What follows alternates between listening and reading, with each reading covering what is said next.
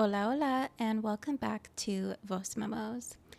I'm your host, Angela George, and in this episode, I'll be giving an update on some exciting news related to my career, some tips for cozy self-care in the fall, some progress on getting back into graphic design, and my TBR list for the rest of the year. I will also update you on Bobby, who suddenly, along with the rest of the cats and dogs of America, is pivotal to the U.S. election this year. So light that pumpkin spice candle, make a tea, and let's get into this episode of Voz Memos.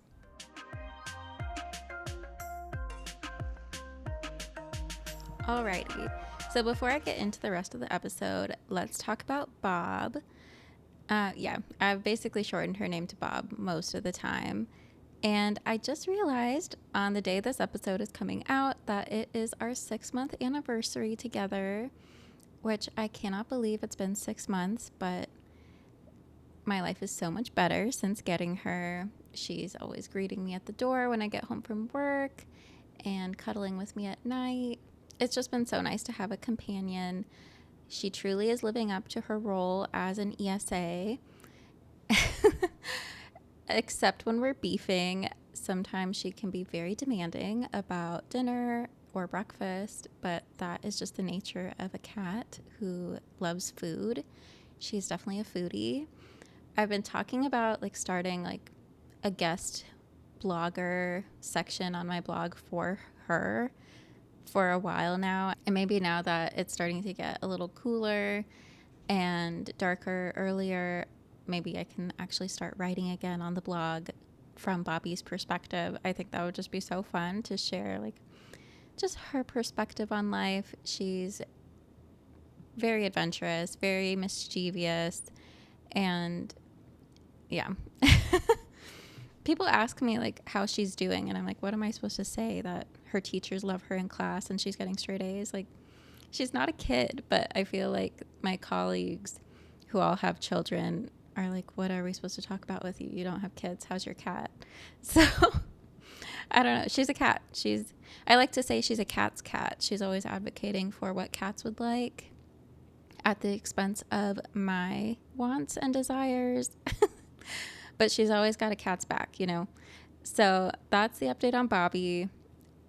As a childless cat lady, it's crazy that that's now a demographic in politics even, but it is, with Taylor Swift's endorsement of Kamala Harris and her signing that endorsement as childless cat lady. I think that really solidified it as a voting segment in the US election. And I'm just very curious to see if they can actually pull together some stats on how childless cat ladies vote. I think that would be super interesting. And on that, if you have not yet, please register to vote. It is part of our civic duty. As a U.S. citizen, you have the right to vote, so register to vote. It's so important. And I think around this time of year, just that song from Disney's Mary Poppins comes to mind with the women's suffragettes. I just have so many good memories of singing that with my sister. And now we're both old enough to vote. And I think this is her first presidential election. And yeah, it's just a big milestone in life to be able to vote in a big national election like this. So it can seem very negative, very overwhelming at times, but I think there's always optimism out there. There's always hope, and that's how I always choose to vote. Vote where you see the hope. I think that's just a great way to keep it positive and, just not contribute to all the hate that's out there. With that, let's get on to the other life updates. I got a promotion. This is the first time in my career that I've even had a job long enough to have a promotion. I mean, early career, it's pretty common to be switching jobs 6 months to a year in, and that's kind of what happened to me until just now when the opportunity opened up for me to convert from a contractor to full-time, which comes with so many more benefits, like more opportunities for learning and career development. opportunities to move up in the company, shadow people, meet more people.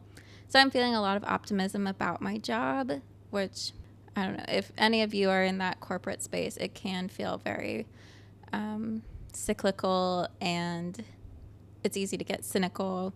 But at least right now I'm embracing this momentum and I'm going to see like where it can take me. It's LinkedIn official, and I've been able to connect with some old colleagues because they saw that announcement, and that's been really nice. It's also been making me reflect on like how lucky I am that I have this abundance in my life and these opportunities, that I have such a strong personal and professional network that's supporting me. My leader at work, she's really awesome at like acknowledging my successes and guiding me, and she's the one that's really been advocating for me to get this role. So I feel really grateful and just proud of myself for where I'm at so early in my career.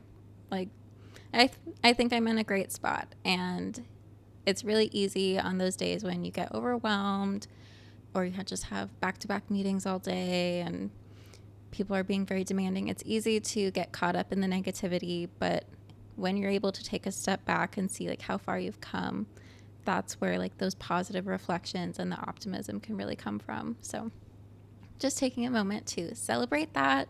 You always want to celebrate your wins, no matter how small they are, because that's how you keep building up on that momentum. So I just wanted to share that. But besides that, I've also been a little bit in a season of stress for the last couple weeks, just some unexpected adulting things, which is another reason I've been reflecting on my abundance and having gratitude for everything that I have. But it's also in those stressful times, that's kind of why I wanted to talk about self-care in this episode. With fall around the corner, I feel like that's another opportunity where social media tends to commercialize and commodify self-care, whether it's lighting a new pumpkin spice candle, which I'm guilty of purchasing every year, or a new set of pumpkin-themed pajamas, or a new coloring book, or a new fall blanket, like just all these things that people are buying instead of actually practicing self-care. They're just showing you more things you can buy and feeding into that consumerism mindset. And I didn't realize how serious I felt about this topic, but it is really tough to just be scrolling through social media, which, first of all, that is another form of procrastinating on self-care, like the doom scrolling. I notice when I'm feeling more stressed, I will scroll more on social media. I even kind of give myself permission to do that because it is such like a numbing activity. If I'm feeling like maxed out, then I just am like, okay, I give up. I'm just going to scroll. And not only is it just pushing off the problem, I'm not actively addressing the thing that was stressing me out. I'm not doing anything to unwind. I'm just putting a pause on it. It's also just showing me more and more consumerism content, which is also not helpful. It's just more and more stuff. And honestly, the way I see it now, it's just more and more garbage. Like all of that stuff people buy, it's eventually just ending up in the landfill. So it's literally just content of garbage. And some of it is garbage right out of the box. They're showing me Shein hauls. They're showing me like single-use items. They're showing me seasonal items that people just throw away at the end of the season. So it's really unhealthy. It's not the best way to address stress or self-care. And so I just caution you this season. We love our pumpkin patches. We love our pumpkin spice lattes. But we don't need to buy a bunch of new stuff to get into the season or to feel like we're cozy and we're in our self-care era. I think it's always for me just going back to the simple things. I've been taking a lot more baths. And no, you don't need to buy a bunch of bath accessories. Really, it can just be as simple as hot water and a bulk bag of Epsom salt. The science is not as strong as I would have liked. I did look into it if there were actual studies, but Epsom salt and just a warm bath, you can't really argue that it's not relaxing. I don't know if there's actual medical scientific benefits to it, but it's been working for me to help unwind. And then on top of that, another way I see myself practicing self-care is scheduling time with friends. Like, I think it's easy to get caught up in that 9 to 5 life cycle where you're just stressed, you come home, and in the name of decompression, you just don't do anything. You just veg out on the couch and then go to bed. And some days, of course, we need that, but it's also important to schedule time to see people. I think a while back, I was listening to this podcast called Fun on Weekdays. I haven't been keeping up with it so much recently, but I think it's such a good point is we often forget, oh yeah, you can have fun during the week. You can go see your friends during the week. It's such a simple idea, but how many of us actually practice it? And so just scheduling one activity a week with a friend or a reoccurring class, a book club. My book club meets on Tuesdays. I think that's just such a great way to break up the work week into, and remember that it's more about the things you do outside of work. So, and it's a very achievable goal, I think, too. It's just one activity per week to look forward to. I'll talk about hobbies in a sec, but another thing I want to hammer down, or another thing I want to underscore, is that without making time for self-care, it's just not going to get done, right? Anything that you don't prioritize gets pushed to the bottom of your list. So if you're not creating time to have self-care, like I said, scheduling that one activity or making time to have a bath in the evening, it's just not going to happen. So yeah, I would just caution you, you don't have to commodify your self-care, but you do need to prioritize it. Okay, so like I said, prioritizing, I think that segues into prioritizing creativity.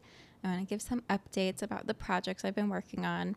I am leaving my zine era just because I don't have that zine fest that I'm working towards, but I still have zines on the brain.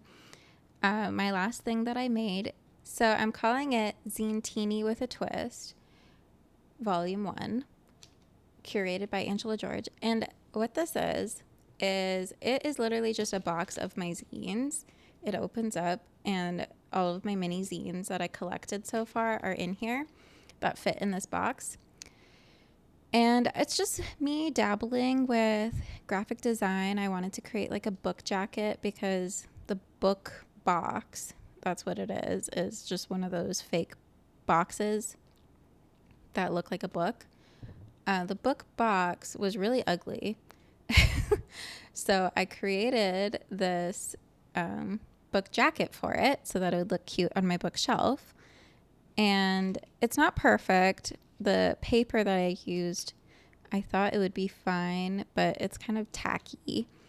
Like tacky as in the texture is tacky, not as in the design is tacky. I hope the design isn't tacky. I really like it. It's like pink and red if you're just listening. Pink and red with a little martini like line art on the cover, and then a bunch of olives creating the background pattern. And there's a bunch of Easter eggs on here that are really just funny to me. On the back it says praise for Zine Teeny, just like it would on any book. Like it has reviews. And I'll just read the first one. This zine collection is shaken, not stirred. A perfect blend of creativity and originality that leaves you craving more. Roberta, author of Meow or Never. And Roberta, that is Bobby's full legal name. So yeah, these are all reviews from Bobby. Yeah, and then I don't even remember everything I put in here. That was an Easter egg. On the inside, I even did an inside flap. Yeah, on the inside flap, it's a collection of works which elicits the warm, fuzzy feeling after a martini. You may feel elated and then depressed, have an unforgettable night, or do something you regret. The aromatics are sour and sweet. The humor is dry, and of course, it is shaken, not stirred. And then I have like a little martini recipe, which if you've been following the podcast, you know I've been drinking martinis and I've been in a martini era. I am a dirty martini girl. Some might even call my martini recipe a filthy martini. And the recipe in here is just a straight up martini because it is Zine Teeny with a twist, as in a lemon twist. But I would never order a straight up martini with a lemon twist. Like, I would not be able to handle that. I need my olive brine and like 3 olives at least. And I just thought it was so fun to like create a product in a sense, and also an interesting way to display it on my bookshelf. And it's just like an interesting thing to display on my bookshelf where my zines can blend in a little bit more with the other books. And yeah, so it's just a great way to display it on my bookshelf. And I am going to talk about my unread books that are on my bookshelf in just a bit. But I did want to talk about one more project in the works, which is my Year in Review magazine. And I saw this on TikTok, which I have since deleted the app because I'm spending way too much time on TikTok. But this was a gem. This was a good find on TikTok. Is this trend where it's basically digital scrapbooking. You create an entire magazine of all your favorite memories as spreads, and then you get it printed somewhere professionally that can print a magazine style booklet, which I think is so fun. I never thought about making my own magazine, although in college I was an editor for a Year in Review magazine for the School of Education. And so this project is kind of at the intersection of many things that I like, which is blogging, taking cute pictures, scrapbooking even, laying out the interior of a magazine. I've done that before for literary magazines and yearbook, and I haven't done it in years because I didn't have access to the Adobe Suite. But now I'm trying out the Affinity Suite. So we'll see how it goes. I think it's going to work perfectly for this project. And I'm just really excited to play with like typography and do like really artsy spreads. Maybe I'll highlight like some of my favorite articles I've done on my blog. And it's just a really fun form of physical media that I get to have on my coffee table. So I'm thinking about that. Unfortunately, I only heard about this project just a few weeks ago, and it is September. So I have a lot of spreads ahead of me, but I've already planned it out. And I mean, obviously the feature spread is going to be my Tokyo trip, which I have it all booked for October.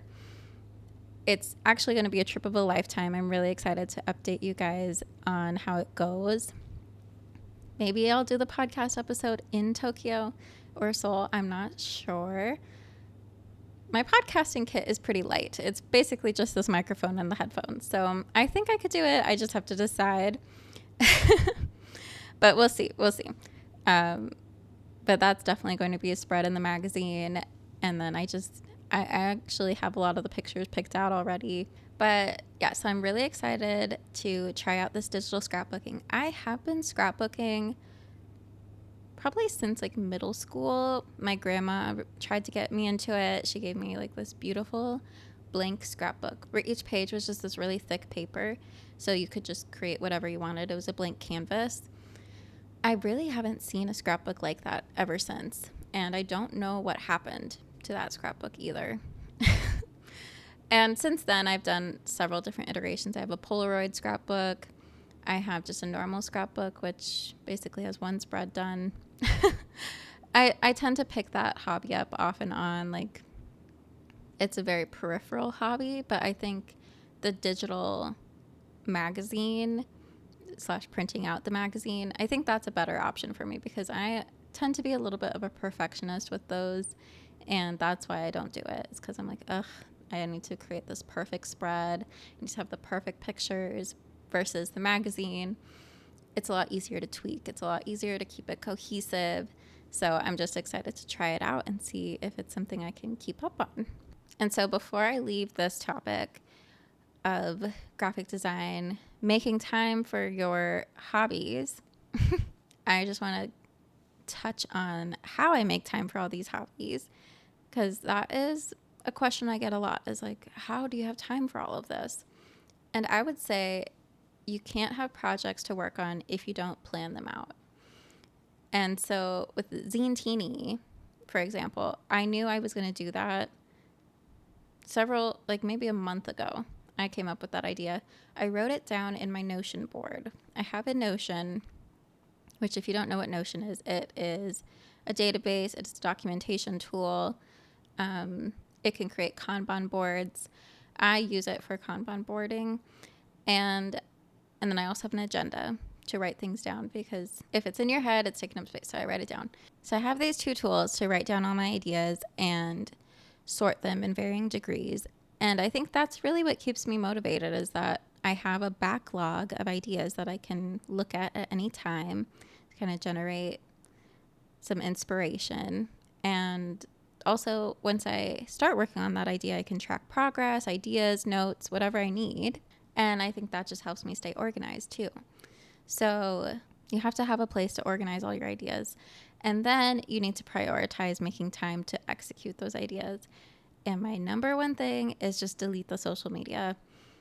Anytime I notice that I am not working that much on my ideas, or I'm not, like, I notice that I'm not spending a lot of time on creativity, or I fall behind on my reading, it's always because I am watching too much TikTok or I'm watching too much YouTube.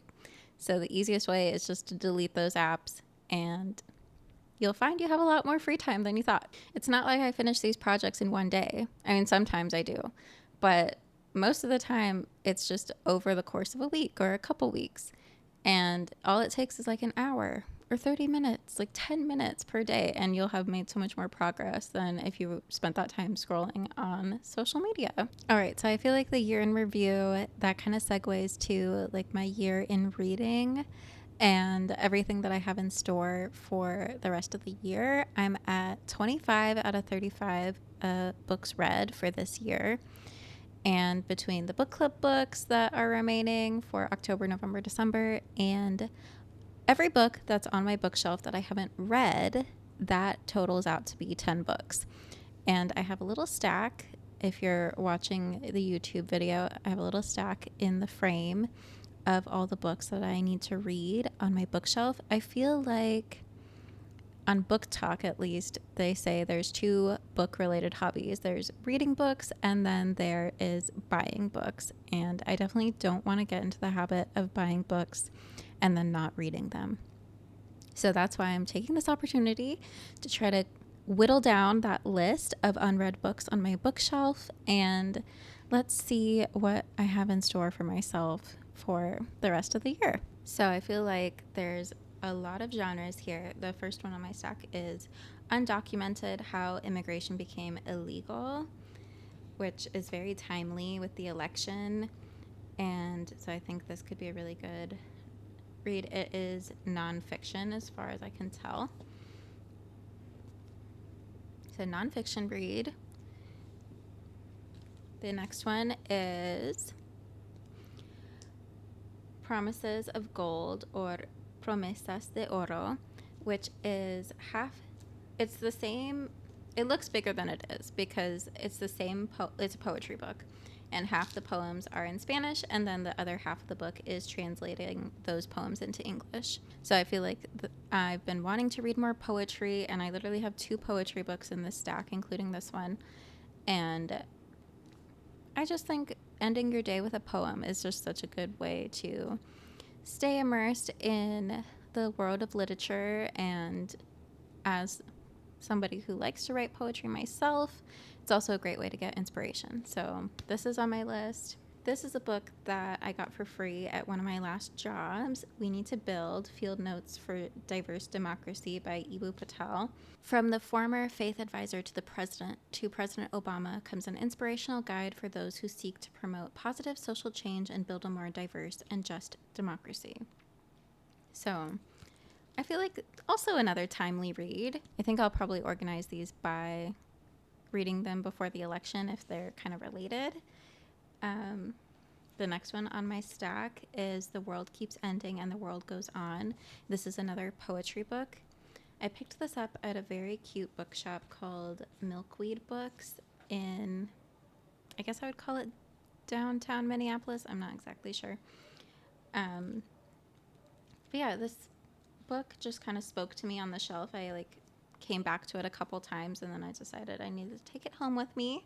This is just a quick one-liner. A poetry collection for the ends of worlds, past, present, and future. Also kind of timely. So maybe that one needs to get read sooner than later. The next one on my list is Swiped. This one's relatively new. I think it's a 2024 book. Yeah, 2024. Dating Can Be a Real Killer. So this is like a dating app thriller, which I thought was really fun.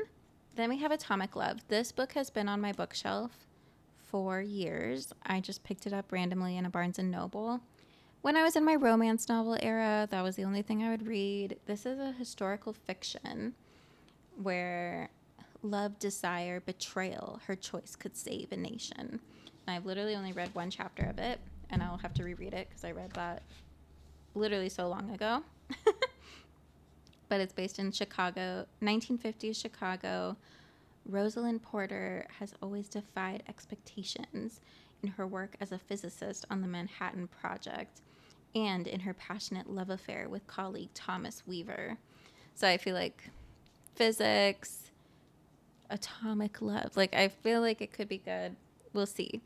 This is not an endorsement for any of these books because I have not read them yet. So in the coming episodes, you'll hear my progress on this list. The last unread book on my bookshelf is called Honey, a novel by Isabel Banta. And I'll put a list of all of them in the description. But it's an addictive coming-of-age story that follows the meteoric rise of pop star Amber Young as she navigates fame and self-discovery in the late 90s and early 2000s.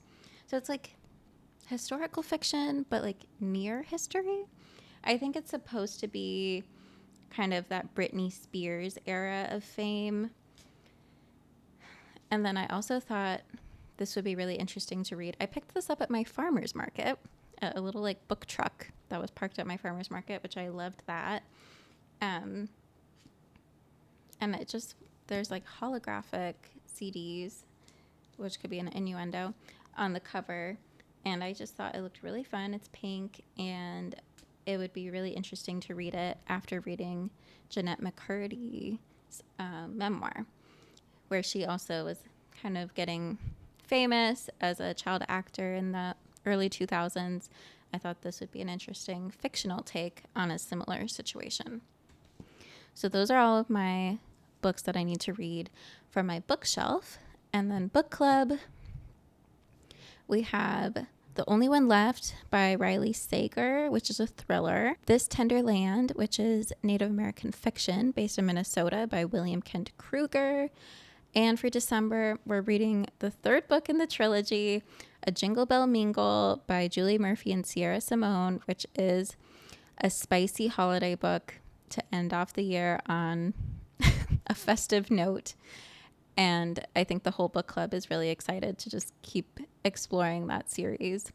And we've been able to, I wasn't there for the first session, but for the last two books, the book club has been able to like video call with the authors and do like a little Q&A. So hopefully we'll be able to get them again. And that's just a really fun way to end out the year. So lots of reading ahead of me. My nightstand does not have room for all these books, but I will be reading them. Now that I've said it in the podcast, it has to happen. So to close out, I just want to celebrate one more milestone with you.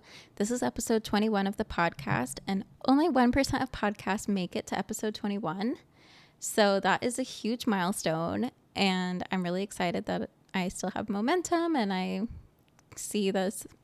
Hopefully we'll be celebrating another milestone soon, but it's just really exciting to have a project that's ongoing like this one. And so if you enjoyed this episode, please subscribe on YouTube, follow on Spotify or Apple Podcasts, give me a rating, give some comments, give a like. Thank you so much for listening, and I'll see you in the next one. Bye.